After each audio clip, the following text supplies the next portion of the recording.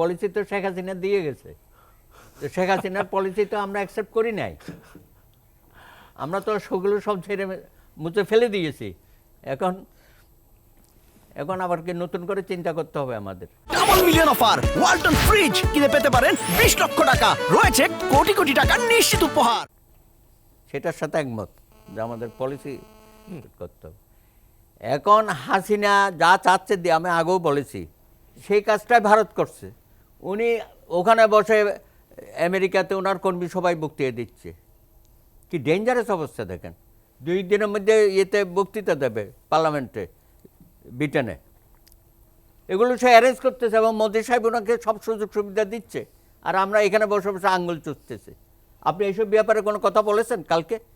হ্যাঁ, ভারতে মিথ্যা প্রচার হচ্ছে, মিডিয়া মিথ্যা প্রচার হচ্ছে, আমাদের এগুলো আক্রমণ হচ্ছে, এগুলো কথা বলেছে। হাসিনা ওইখানে বসে যে দেশের বিরুদ্ধে ষড়যন্ত্র করতেছে, এই সরকারকে ফেলে দেওয়ার ষড়যন্ত্র করতেছে, সেটা নিয়ে আমরা সেখানে কেন ঐক্যমত হতে পারি না? আমি তো বলি যে মাঠে আমাদের ঐক্য আছে বিগত 15 বছর এবং সর্বশেষ ছাত্র জনতার গণ অভ্যুত্থানে আমাদের বিশাল ঐক্য হয়েছে, কিন্তু আমরা সেই ঐক্যের মধ্যে চির ধরাচ্ছি। আমরা এখন একজন আরেকজন থেকে দূরে সরে যাচ্ছি। সেই কারণে ঘন ঘন মিটিংগুলো হওয়া উচিত। কালকে মিটিং করেছেন, ভালো, আবার করেন, কয়দিন পরে আরও ইস্যু নিয়ে করেন না। তবে 2 মিনিটের জন্য মিটিং করা না, মানে আমি ওই কথা বলতে পারেন। বলেছিলাম যে হ্যাঁ। দলগুলোকে একসাথে বসে সিরিয়াসলি গোল টেবিলে আলোচনা। কালকে তো হয়েছে এখানে আপনি বসছেন চিফ সাহেব, আর ওদিকে অডিয়েন্সরা বসছেন নেতারা। আমি বলছি গোল টেবিলে বসেন, 1 to 1 কথা বলেন, এবং যে যতক্ষণ কথা বলতে চান সুযোগ দেন। 1 ঘন্টার মধ্যে আপনি কেমনে 20টা দলকে অ্যাকোমোডেট করবেন? এটা কোনো সম্ভব এটা কারো পক্ষে? আর এমন টাইট শিডিউল করে আপনাদেরকে 1 ঘন্টা দিল, এরপরে আবার আরেক ঘন্টা আরেকজনকে দিল, এরপরে আবার চিফ জাস্টিস গিয়ে দেখা করলো, আজকে আবার ধর্মীয় কিছু নেতাদের সাথে বসে গেল। এভাবে তো হবে না।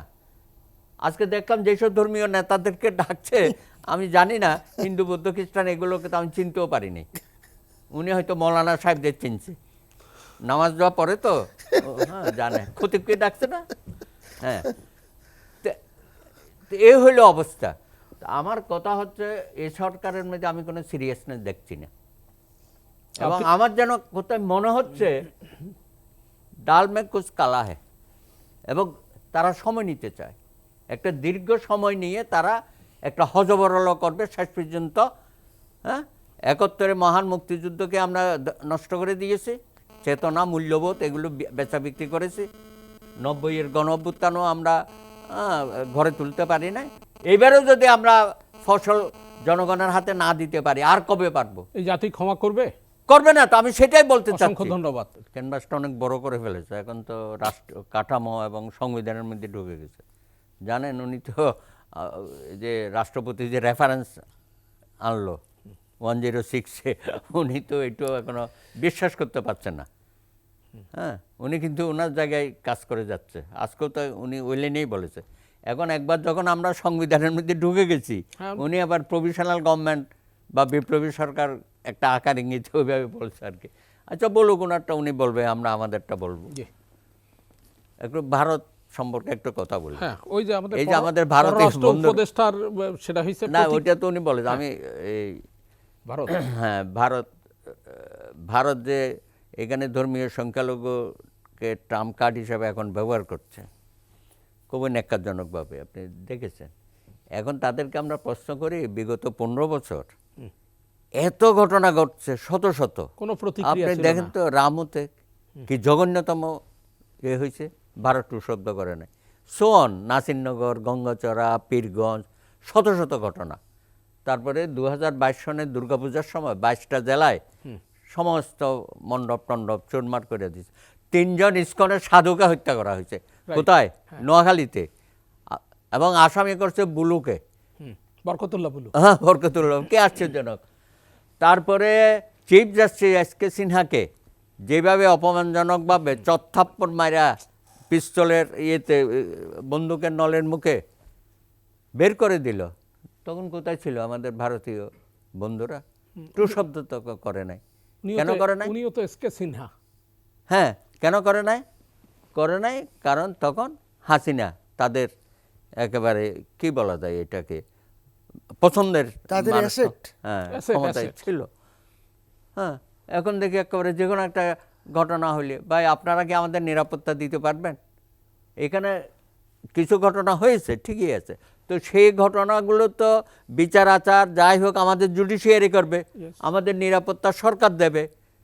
আমরা তো বলতেছি যে এখানে এখানে ঘটনা ঘটেছে, এগুলো দেখেন। চট্টগ্রামের ঘটনায় একটা আইনজীবীকে জঘন্যভাবে হত্যা করা হলো, তাই না? এটা তো বিচার হতে হবে এবং যারা এই হত্যাকাণ্ডের সাথে সম্পৃক্ত তাদের কঠিন কঠোর শাস্তি দিতেই হবে। তারপরে দেখেন সেই ঘটনাকে কেন্দ্র করে আপনি 100 জন আইনজীবীর বিরুদ্ধে মামলা করে দিলেন চট্টগ্রামের। এরা তো কেউ হত্যাকাণ্ডের সাথে সম্পৃক্ত না।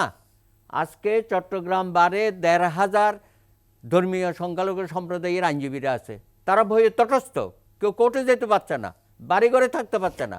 তো এগুলো কি ভারতীয়রা করবে না আমার সরকার করবে? আমার সরকার। তাহলে আমার সরকারকে আমি বলবো যে এই অবস্থা হয়েছে, আপনি এটা থামান।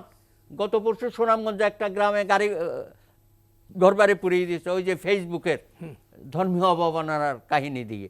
এটা আবার শুরু হয়েছে, এগুলো আপনাকে থামাইতে হবে। তো এখন কথা হচ্ছে সরকার কিছু কিছু স্টেপ তো নিচ্ছে। এই যে আমি চট্টগ্রামের যে কাহিনীটা বললাম, কালকে মুক্তিযুদ্ধ উপদেষ্টা সেখানে গেছে ইউনূস সাহেবের নির্দেশে। সেখানে গিয়ে এই সম্প্রদায়ের নেতাদের সাথে এবং আইনজীবীদের সাথে বৈঠক করেছে এবং উনি আশ্বস্ত করেছে যে বিনা কারণে আমরা কাউকে গ্রেপ্তার করব না। হ্যাঁ, আসামি করেছে, আমরা যাচাই বাছাই করে ইয়ে করব, আপনারা সবাই কোর্ট কাছারিতে যান, পরিস্থিতি শান্ত করেন। এবং এই কথাটা তো কালকে অ্যাটর্নি জেনারেল, বার কাউন্সিলের চেয়ারম্যান সহ আমরা অনেকেই গেছিলাম, আমরাও এই কথা বলে আসছি, শান্ত থাকো, প্রত্যেকটা ঘটনার বিচার আচার হবে, নিরীহ কাউকে কোনো হয়রানি করা হবে করা হবে না। এটা তো বারবার বলা হচ্ছে সরকার। এবং ইউনূস সাহেব তো ডে 1 থেকে বলতেছে যে 53 বছরে আপনারা কোনো বিচার আচার পান নাই, আমার সরকার প্রত্যেকটা ঘটনার বিচার করবে, সবাইকে আমরা আইনের আওতায় আনবো। বিচারহীনতার যে অপশেষকৃতি শেখ হাসিনা চালু করে গেছে, এটা উনার সরকার আর চলতে করবে দেবে না, না। ভবিষ্যতেও কোনো সরকার এটা করবে না। বিচারের প্রক্রিয়া হ্যাঁ, চলতে সুতরাং থাকবে। আমাদের নিরাপত্তা, আমাদের শান্তি শৃঙ্খলা আমরা আমাদের সরকারের কাছ থেকে আমরা আদায় করব। দেশের জনগণের সাথে দূরত্ব সৃষ্টি করবেন না, কারণ আপনার পেছনে এইভাবে জনগোষ্ঠী নাই, কারণ আপনি কোনো রাজনৈতিক দলকে রিপ্রেজেন্ট করেন না। সব রাজনৈতিক দল মিলে আমরা আপনাকে সাপোর্ট করেছি। একইভাবে সমস্ত পেশাজীবীগুলোকে কনফিডেন্সে নেন। আপনি শুধু রাজনৈতিক দলের সাথে মিটিং করলে তো হবে না, সাংবাদিকদের সাথে মিটিং করেন, আইনজীবীদের সাথে মিটিং, সেক্টর ওয়াইজ সবাইকে নেন, নিয়ে প্রত্যেকটা বিষয় নিয়ে আলোচনা করেন। ভারত ইস্যু করেছেন, আমরা ঐক্যবদ্ধ আছি, এটা দেখানোর দরকার ছিল, ঠিক আছে। হ্যাঁ, ইস্পাত কঠিন, ঐক্য ইউনিয়ন সরকার দেখালো সকলকে নিয়ে। এখন সামনে দেশের যে সমস্যাগুলো আছে সেগুলো এখন সবাইকে নিয়ে আলোচনা করেন। এবং আমি বলেছি যে জাতীয় ইস্যুগুলোতে শুধু একবার ঐক্য কেন, আমরা বারবার ঐক্য দেখাইতে চাই। আপনি রাউন্ড টেবল করেন, অন্য ইস্যু তো জাতীয় ঐক্যটা দেখান না কেন? আমরা সবসময় বলি ভারতে জাতীয় ঐক্য হয়ে যায়, তো আমরাও যে ঐক্য দেখাতে পারি একটা তো দেখালেন, হ্যাঁ, এটা ওয়েলকাম করি, কিন্তু সামনেরগুলো আরও দেখান যাতে আপনাকে ব্যর্থ হইতে দেওয়া যাবে না। উনি বলেছেন ব্যর্থ হওয়ার সম্ভাবনা আছে, আমরা বলছি ব্যর্থ হতে দেওয়া যাবে না। সমস্ত দেশের মানুষ আপনাকে সমর্থন দিয়েছে, তরুণ সমাজ সমর্থন দিয়েছে, আপনাকে অবশ্যই সফল হতে হবে এবং জনগণের স্বপ্ন আপনাকে বাস্তবায়িত করতে হবে। এটা আপনার কমিটমেন্ট, আপনি নিজেও এটা বলেছেন আপনার সরকার। এবং সেখানে উপদেষ্টা কিছু পরিবর্তন করেন, কিছু আরও বিশেষজ্ঞ নেন যারা অতীতে রাষ্ট্র ক্ষমতা পরিচালনা করেছে বা বিভিন্ন সেক্টরে।